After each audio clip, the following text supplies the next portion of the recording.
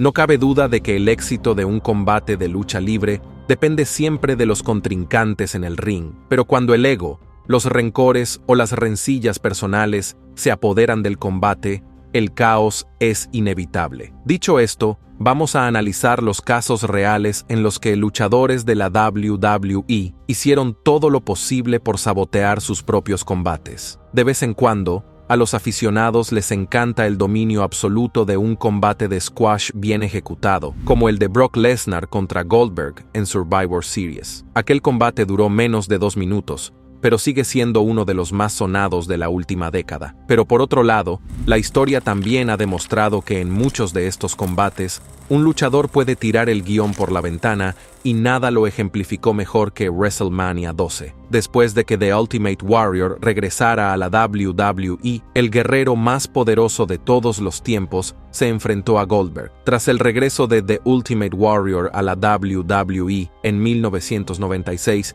después de 4 años de ausencia, Vince McMahon quería volver a presentarlo como la fuerza imparable que había sido a finales de los 80, y la tarea de hacerle quedar bien recayó en un Hunter Hearst Helmsley de 26 años. Pero el combate que se disputó fue muy distinto. Tras salir al ring con la intensidad que le caracteriza, Warrior se desentendió por completo de la ofensiva de Triple H. Ni siquiera el finisher de Helmsley pudo con él. Ni siquiera el finalizador de Helmsley, el pedigree, surtió efecto. Warrior volvió a levantarse como si nada hubiera pasado, dejando a la joven estrella con un aspecto débil y tonto. Menos de 2 minutos después, Warrior ejecutó su Running Shoulder Tackles, un Gorilla Press Slam y el Warrior Splash para anotarse la victoria en solo 99 segundos. Años después, Jim Cornette reveló que Warrior se negó en redondo a cooperar con Triple H, dictando el combate a su antojo. Entre bastidores, Vince McMahon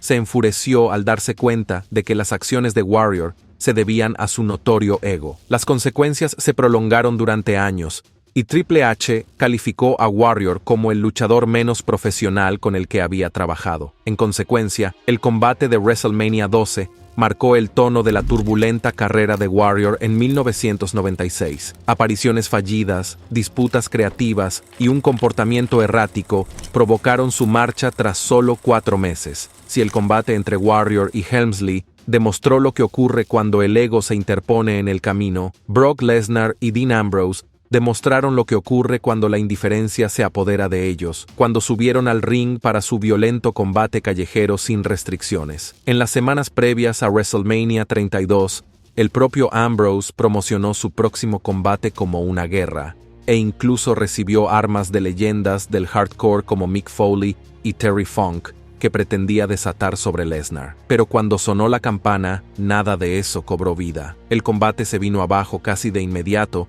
porque Lesnar simplemente no estaba interesado en seguir el juego. No tenía ningún deseo de vender por Ambrose, ningún interés en el brutal ida y vuelta de la estipulación prometida. En su lugar, lo trató como un entrenamiento ligero, suplex tras suplex, algunos golpes de silla dispersos, y antes de que los aficionados pudieran siquiera involucrarse, Lesnar golpeó un F5 sobre una pila de sillas para terminar el partido allí mismo. En las entrevistas posteriores al combate, Ambrose reveló que a nadie, incluido Lesnar, parecía importarle el combate. Todas las ideas que Dean propuso, desde armas creativas hasta secuencias brutales, fueron descartadas. Al parecer, Brock se presentó desmotivado, tratando el combate como poco más que un día de pago.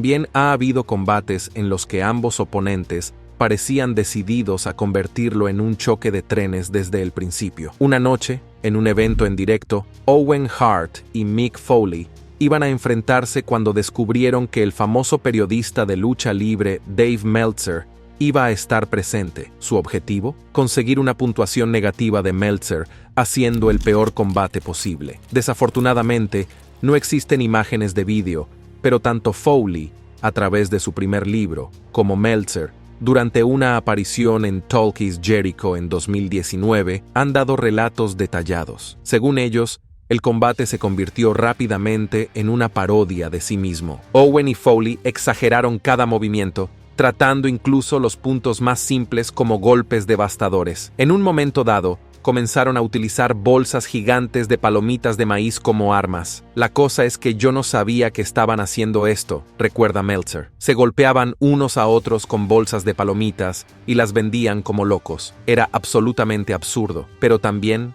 se acabó. Para hacer las cosas aún más locas, Stone Cold era el Special Enforcer en el ring. Foley escribió que Austin se reía tanto que tuvo que esconder la cabeza entre los brazos. Irónicamente, a pesar de sus esfuerzos, Owen y Foley fracasaron en sus objetivos. Meltzer explicó más tarde que el combate no fue realmente malo en el sentido tradicional, fue ridículo. Dijo, era como ver a dos tipos haciendo un combate cómico, pero eran tipos con talento. El legado de Bret Hart como uno de los mejores técnicos de todos los tiempos es innegable, pero con él llegó un largo camino de relaciones complicadas con muchos de sus compañeros. El Hitman nunca ha tenido reparos en señalar cuando un rival no estaba a la altura de sus exigencias. Uno de sus enfrentamientos más notables en este sentido se produjo contra Ric Flair, la misma noche en que Hart ganó el campeonato de la WWE por primera vez. En octubre de 1992, Hart fue elegido para destronar a The Nature Boy. Para cualquier luchador, ganar su primer título mundial habría sido recordado como un momento de coronación impecable. Pero Bret, siendo Bret, admitió más tarde que sentía que Flair no hizo lo suficiente en su combate. Hart afirmó que Flair tuvo una actuación decepcionante, luchó con una lesión en la mano a mitad del combate y en última instancia no hizo lo suficiente para que el combate se sintiera como el histórico cambio de título. También sugirió que Flair estaba saboteando sus combates e incluso estropeando los finales, ya fuera intencionadamente o no. Hart no se detuvo ahí. Más tarde criticó a Flair por ser un hombre rutinario que trabajaba el mismo combate cada noche y se basaba demasiado en los golpes duros. Flair, que nunca se echaba atrás, respondió en entrevistas, restando importancia al poder y el carisma de Bret y sugiriendo que estaba igual de atascado en su propia fórmula. Lo que siguió fueron años de ataques, en los que ambos cuestionaban el legado del otro. Para ser justos, Flair ha admitido que no estaba en su mejor momento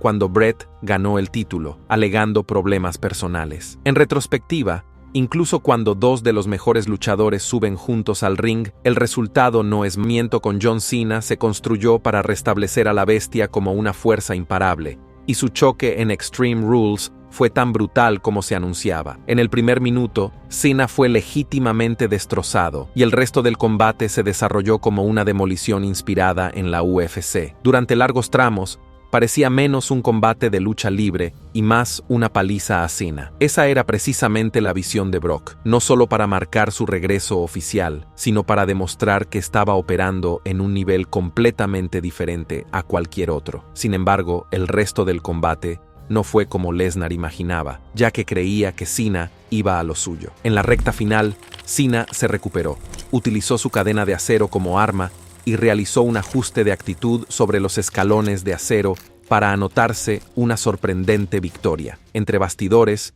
los informes de Mike Johnson y otros sugirieron que Brock tuvo una rabieta en toda regla después del combate. Creyó que había sido traicionado por Cena, que no solo se negó a permanecer en el suelo, sino que también hizo una promoción improvisada después. En lugar de salir en camilla para vender la destrucción de Lesnar, Cena dijo a la multitud que su jefe podría estar enfadado con él, por decirlo, pero que podría tomarse un tiempo de descanso debido a su brazo lesionado. Esa extraña promo acabó con el aura que Lesnar había estado construyendo durante 20 minutos. Y mientras Cena vendía el daño la noche siguiente en Raw, con el brazo en cabestrillo, la controversia dejó a Brock frustrado por cómo se había manejado su gran combate de regreso. Pero como demuestra la historia, Lesnar no pierde argumentos por mucho tiempo. Solo 2 años después, en SummerSlam 2014, finalmente consiguió el combate que quería contra Cena, una demolición despiadada y unilateral. Aunque Randy Orton es un veterano muy respetado hoy en día,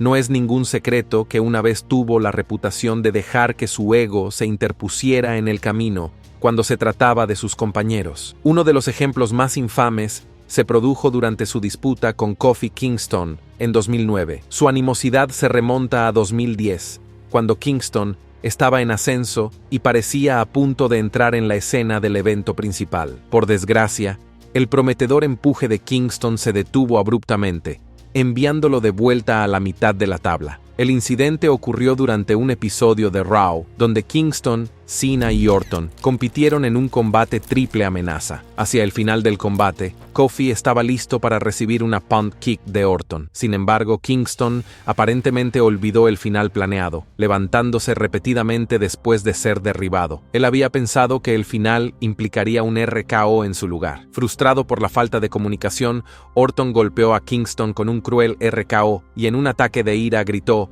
«¡Estúpido!», lo suficientemente alto como para que las cámaras lo captaran. Aunque técnicamente Orton se llevó la victoria, el arrebato puso de manifiesto su mal genio y restó toda credibilidad al combate. Como alguien que era muy influyente en ese momento, Orton supuestamente jugó un papel en detener el empuje de Kingston. En las semanas y meses siguientes, Kingston vio significativamente reducido su tiempo en televisión y con frecuencia fue reservado para perder. Esto descarriló su impulso justo cuando estaba a punto de entrar en la escena principal. Durante años, tanto Kofi Kingston como Randy Orton se guardaron rencor, ya que Kofi creía que las acciones de Orton le habían costado valiosos años de su carrera, y esto no fue un incidente aislado. Cuando Kennedy debutó en la WWE en 2005, se le veía como una estrella emergente dentro de la empresa. En su año de debut, consiguió derrotar a The Undertaker y siguió acumulando victorias contra antiguos campeones mundiales como Rey Mysterio y Eddie Guerrero. Sin embargo, justo cuando su carrera estaba ganando impulso, una serie de lesiones comenzaron a descarrilar su ascenso. Un revés importante se produjo después de que Kennedy ganara el maletín Money in the Bank en WrestleMania 23. Pero una lesión repentina le obligó a ceder el maletín a Edge. Aunque regresó en 2009, parecía un nuevo comienzo, pero, sorprendentemente, solo 4 días después de su regreso, la WWE lo despidió abruptamente. En ese momento, los fans quedaron desconcertados, ya que WWE emitió un comunicado pero no dio ninguna explicación clara. Años más tarde, en 2016, Kennedy reveló que Randy Orton y John Cena estaban detrás de su despido de la WWE. El punto de ruptura se produjo durante su combate de regreso, un combate multihombre en Raw. Kennedy aplicó un suplex a Orton, pero este sintió que había caído peligrosamente sobre su cuello. Ya receloso de Kennedy, Orton lo apagó en el ring, negándose a vender cualquier cosa en el partido y cortando su ofensiva por completo. Tras bastidores, Orton supuestamente se quejó a la gestión, etiquetando a Kennedy como inseguro para trabajar. Desgraciadamente, eso fue todo lo que Vince McMahon necesitó oír antes de entregar al Mr. Kennedy los papeles de su despido, poniendo fin oficialmente a su carrera en la WWE apenas unos días después. Y eso es lo que ocurría con Randy Orton durante ese periodo. Un destello de su temperamento podía dar la vuelta a todo. Para Kofi, estancó su carrera durante años. Para Kennedy, le costó su trabajo por completo. Si hay un combate que demostró cómo un squash puede descarrilarse por completo cuando se alarga demasiado, ese fue el de Bret Hart contra Vince McMahon en WrestleMania 26. Se trataba del combate de pago definitivo. Se presentaba como el pago definitivo a más de una década de rencor derivado. Esa traición envenenó su relación durante años, y la promesa de que Bret se vengaría por fin hizo que los aficionados esperaran un cara a cara breve y satisfactorio. En cambio, lo que obtuvieron fue un espectáculo hinchado y sobrecargado. Vince intentó complicar las cosas involucrando a la familia Hart, solo para que inevitablemente se pusieran del lado de Bret. A partir de ahí, el combate se convirtió en una lenta y metódica paliza, pero el final fue lo último que tuvimos. Bret, que seguía con Pro, se convirtió en una paliza unilateral, con Hart golpeando lentamente a Vince con un golpe de silla y terminando arrastrándose torpemente, poniendo a prueba la paciencia del público. Muchos lo consideran uno de los combates de WrestleMania más flojos de la historia. A Bret no le importaba ofrecer un espectáculo, solo le importaba hacer sufrir a Vince, y se notó. A mediados de los 90, la WCW era la mayor empresa de lucha libre del mundo. El argumento del nuevo orden mundial, encabezado por Hulk Hogan, Kevin Nash y Scott Hall, había transformado por completo la industria. El ángulo de la NWO llevó a la WCW a ser relevante y ayudó a la empresa a dominar a la WW. En 1999, Las grietas en la armadura estaban empezando a aparecer. La sobresaturación de la NWO, los argumentos repetitivos y las decisiones de contratación cuestionables habían empezado a enfriar el impulso al rojo vivo de la WCW. Aún así, los aficionados tenían algunas razones para seguir. El esperado enfrentamiento entre Kevin Nash y Hulk Hogan se anunció como una batalla por la supremacía, y los aficionados llenaron el Georgia Dome con la expectativa de un evento principal muy reñido, en cambio, permitiendo a Hogan inmovilizarlo al instante. La NWO se reunió, pero a un costo tremendo. Lo que debería haber sido un enfrentamiento se convirtió en una parodia, burlándose de todos aquellos a los que se les había hecho creer que verían un enfrentamiento histórico. Para empeorar las cosas, esa misma noche en WWE Raw, que se emitió en diferido, Tony Schiavone estropeó el resultado de la victoria de Mick Foley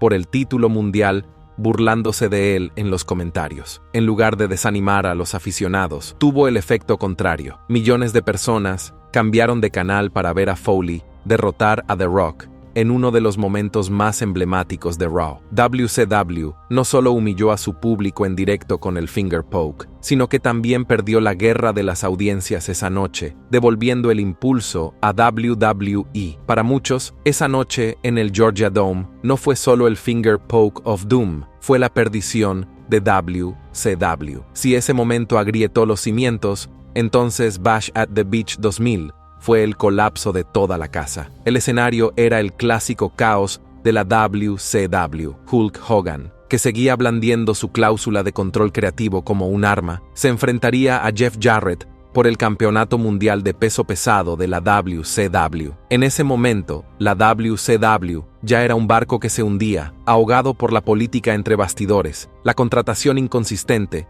y el constante tira y afloja entre estrellas envejecidas y talentos más jóvenes. Pero los fans más acérrimos seguían esperando algo de claridad. En lugar de eso, vieron uno de los fiascos más infames de la historia de la empresa. Cuando sonó la campana, Jeff Jarrett no luchó, simplemente se tumbó en medio del ring, un acto que como campeón mundial, sino como un hombre humillado ante el mundo. El verdadero giro vino después. Vince Russo, entonces jefe de guionistas de la WCW, salió furioso y realizó una mordaz promo sobre Hogan, declarando que éste solo estaba interesado en proteger su ego y se negaba a hacer negocios. Hogan contraatacó diciendo: "Por eso esta empresa está en la maldita forma en que está, por mierdas como esta". Russo declaró que Hogan nunca volvería a ver esta empresa y reinició el show. Y más tarde, esa misma noche, Russo dejó vacante el título y le dio a Jarrett la revancha contra Booker T, que pasó a ganar el campeonato. Para los aficionados era casi imposible saber qué era real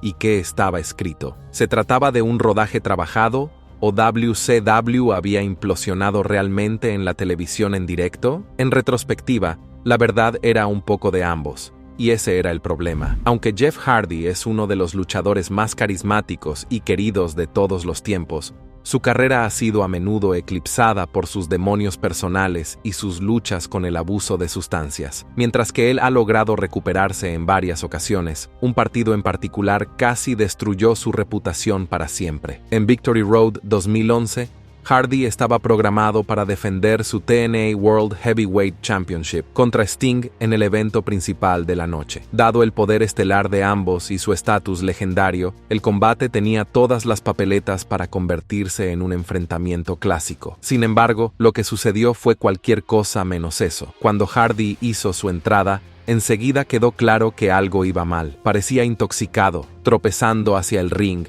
y comportándose de forma errática. Rápidamente, se hizo evidente que Hardy no estaba en condiciones de competir, y los oficiales de TNA tuvieron que tomar una decisión de última hora para poner fin al combate lo antes posible. Antes de que el combate comenzara oficialmente, Eric Bischoff salió y fue visto susurrando instrucciones tanto a Sting como a Hardy, indicando un cambio de planes de última hora. Una vez que sonó la campana, Sting agarró rápidamente a Hardy, le aplicó el Scorpion Death Drop y lo inmovilizó en menos de un minuto para poner fin al combate. La cara de Sting lo decía todo. Después de la campana, cuando sonaron los cánticos de "Eso fue una mierda", Sting miró a los fans y dijo: "Estoy de acuerdo". Al final, El combate pasó a la historia como uno de los momentos más oscuros de TNA. No solo expuso la falta de control de la compañía en el backstage, sino que también mostró hasta qué punto estaban dispuestos a arriesgar,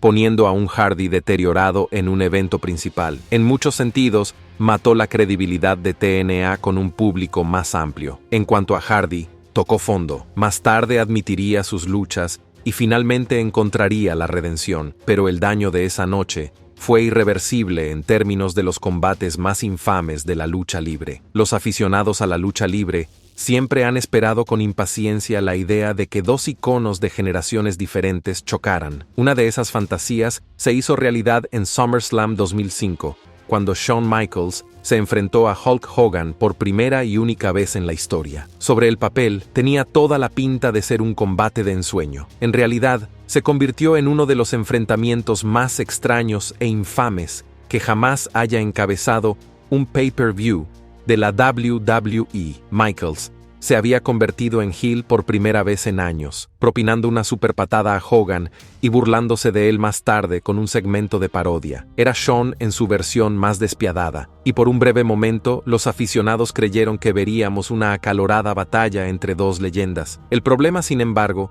no fue el bombo, fue la política que se estaba gestando entre bastidores. Originalmente, el plan era una trilogía, una victoria para cada uno y un combate de goma para zanjar la disputa. Pero Hogan se negó a perder, insistiendo en que debía salir victorioso del programa. Michaels, que conocía bien la reputación de Hogan como político entre bastidores, no estaba dispuesto a dejar que el combate se desarrollara totalmente a su antojo, sin dar a conocer sus sentimientos. Cuando sonó la campana en SummerSlam, Michaels se puso a trabajar para sí mismo de la forma más extraña posible. Cada puñetazo, cada bota, cada slam de Hogan consiguió mantener la calma y terminar el combate como estaba previsto. Con tanta animosidad entre Michaels y Hogan entre bastidores, no es de extrañar que la WWE nunca se atreviera a volver a enfrentar a estos dos iconos. Desde el Finger Poke of Doom hasta Shawn Michaels burlándose de Hulk Hogan, cada fiasco dejó cicatrices de las que los aficionados siguen. Saber tu opinión en la sección de comentarios.